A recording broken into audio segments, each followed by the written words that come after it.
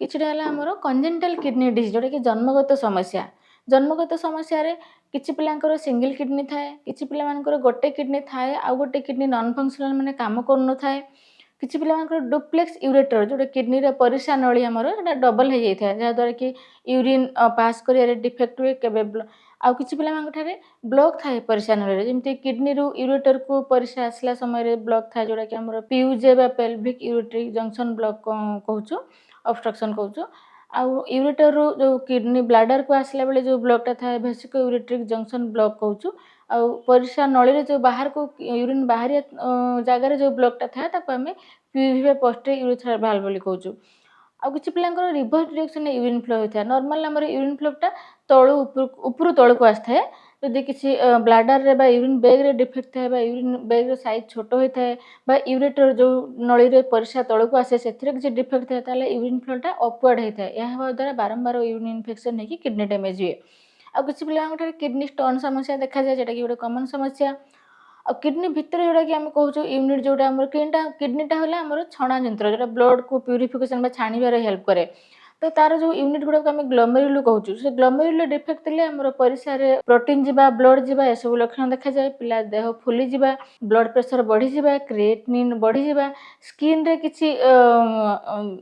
Patches देखा जिबा जेमति कि नाली भलिया है कि फळी जिबा जोटा कि स्किन प्रॉब्लम हबा बा बोन रे किछि डिफेक्ट हबा हाड़ बंका ही जिबा तो ए सब आउ किछि ग्रुप रो डिफेक्ट आउ किछि पिलांग ठारे किडनी ट्यूमर देखा जिबा ए द्वारा पेट फुली जिबा किडनी रे यूरिन रे ब्लड आसीबा बा बांती हबा जर लाग रहिबा किछि पिलांग ठारे बिछणा उदा हबार जो लक्षण बा बेड वेटिंग ए केबे किडनी रे प्रॉब्लम थाए तो आउ किछि पिलांग ठारे ब्रेन की स्पाइनल कॉर्ड रे डिफेक्ट थाए यूरिन ठीक रे बाहर को बाहर पारेनी ब्लैडर फुल हे कि थाए सब बेले तो ए सब समस्या हमरो किडनी रे देखा जाय किडनी रो केतेटा प्रॉब्लम जेमति congenital defect glomerular defect stone हबा ट्यूमर हबा बा परिसा ठीक रे न हबा बा बिछना उदा हबा ए सब हमरो मेन किडनी समस्या तार लक्षण सब होला जदि गोटे पिलार पाखरे हमरो बेड वेटिंग समस्या थाए बा न्यूरोजेनिक ब्लैडर समस्या थाए कि ब्रेन के स्पाइनल कॉर्ड की समस्या थाए तले बारंबार यूरिन इन्फेक्शन हबा समस्या देखा जिवो तो यूरिन इन्फेक्शन हेले परिसा जळापड़ा करिबा बांती हबा ज्वर हबा पेट बथा हबा ए सब लक्षण देखा जिवो यदि किडनी रे स्टोन थाए ताहले पेट बथा हबा बांती हबा यूरिन रे ब्लड जिबा कि किछि हमरो व्हाइट पाउडर भले मटेरियल यूरिन रे जिबा ए सब लक्षण थिबो यदि हमरो ग्लोमेरुली बा छणा जंत्र रे प्रॉब्लम हुए ताहले यूरिन रे प्रोटीन गले जोडा यूरिन फेण भले देखा जिबा यूरिन रे ब्लड आसीबा क्रिएटिनिन बढ़ी जिबा बीपी बढ़ी गले आइदर ब्लैक विजन बा पिला को ठीक रे देखा जिवोनी मुंडो बुलेबा बांती हबा ए सब लक्षण देखा जिवो जदि कंजेनिटल डिफेक्ट थाए ताहले सेथिरे ता द्वारा किडनी रे बारंबार यूरिन इन्फेक्शन हबा बा किडनी हमरो क्रिएटिनिन बढ़ी जिबा जदि हमरो क्रोनिक किडनी डिजीज कहउछु जोडा कि किडनी समस्या 3 मास रो अधिक दिन लागि रहले हम ताको क्रोनिक किडनी डिजीज कहउछु तो ए सब समस्या थिले क्रिएटिनिन बढ़िबा बीपी बढ़िबा पिलार हाइट एंड वेट ठीक रे न बढ़िबा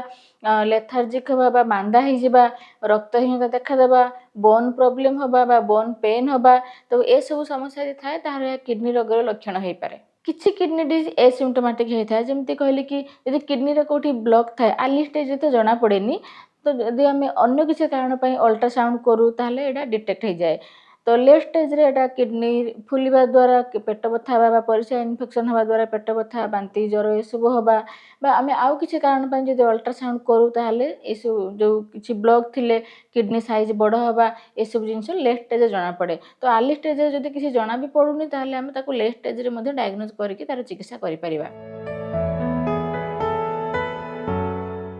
तमरा एज ग्रुप अनुसार जो किडनी समस्या लक्षण देखा जाए प्रथम तो आम ताको नोट डाउन करू केबेठु ए किडनी प्रॉब्लम आरंभ होईचे आ तार लक्षण सब कौन कौन तो लक्षण अनुसार आम तार गोटे प्रोविजनल डायग्नोज करू आम सेही डायरेक्शन रे टेस्ट सब करू जदि किसी कंजेनिटल डिफेक्ट थिबो ताले आम ताको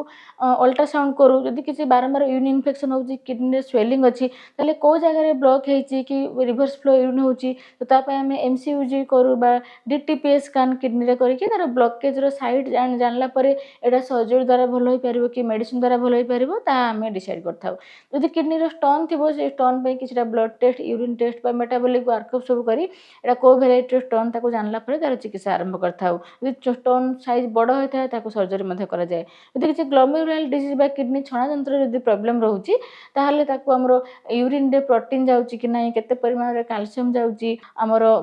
ब्लड रे हमरो क्रिएटिनिन रो परिमाण केते अछि ब्लड रे हमरो प्रोटीन परिमाण केते कमी जाईची जो गोटे सिंड्रोम जोडा कि नेफ्रोटिक सिंड्रोम को एक्सेस परिमाण रे प्रोटीन हम देह लॉस हुए तो सही अनुसार आम तार urine protein creatinine ratio test करिए डिजीज को डायग्नोज करू आउ किसी जगह आम किडनी बायोप्सी करिया पड़ता है जोटा कि आम लक्षण जना पड़े ब्लड यूरिन तुम प्रोविजनल डायग्नोसिस कर फाइनल डायग्नोसिस कला तार स्पेसिफिक ट्रीटमेंट स्टार्ट करने पूर्व आमको बायोप्सी कर इनफॉरमेशन कलेक्ट करिया पड़े तापर जाके आम फाइनल तार ट्रीटमेंट आम स्टार्ट करूँ आउ किछिटा जेमति कि सीटी स्कैन माध्यम रे बा एमआरआई माध्यम रे मध्ये आमे जानि पारू किडनी रो डिजीज अनुसार ट्रीटमेंट कर जमी कहली कंजेनिटल डिफेक्ट रे केतरा जगह आम सर्जरी करिया पड़े जोटा कि ग्लोमेरुलर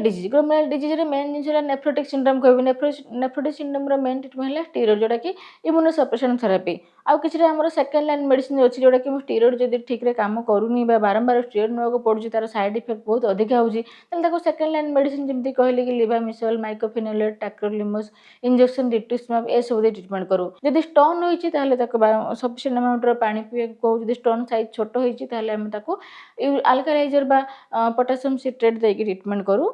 जदि आमर स्टोन साइज बड़ अच्छी सर्जरी माध्यम बाहर करा जाए यदि ट्यूमर अच्छी अर्ली स्टेज रे डिटेक्ट करी सर्जरी करी बाहर करा जाय परिबो यदि पिलांकर बेड वेटिंग समस्या रहउची बा न्यूरोजेनिक ब्लैडर रहउची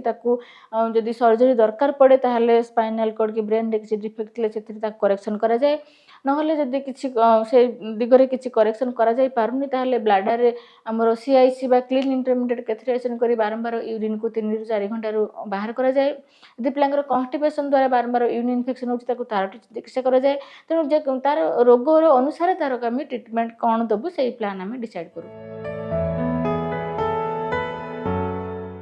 जदि मनकर कहली कि पिलांकर बारंबार परिस्रा इन्फेक्शन होची यदि इन्फेक्शन होथो किछि ता सहित कॉन्स्टिपेशन एसोसिएटेड थिबो यूरिन ठीक रे बाहर को बाहर परनी बा किछि अमाउंट यूरिन सबले जमी कि ब्लैडर रहउची ताले ताको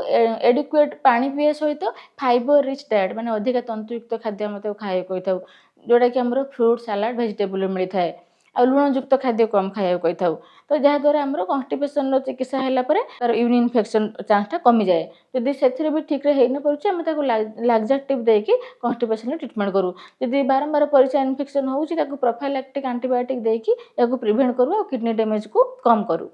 जदि हमरो ग्लोमेरुलर डिजीज कहबी ताको स्पेसिफिकली इम्यूनोसप्रेशन देकी ट्रीटमेंट करा जाए कंजेनिटल डिजीज रे केतरा जगह सर्जरी दरकार पड़े तो स्पेसिफिक डिजीज अनुसार हम तार स्पेसिफिक ट्रीटमेंट देकी डिजीज ठीक करिया को चेष्टा करू विभिन्न रोगर कारण और निराकरण संपर्क में डाक्तरों ठारू जानिबा पई स्वास्थ्य प्लस ओडिया रो यूट्यूब चैनल सब्सक्राइब करंतु।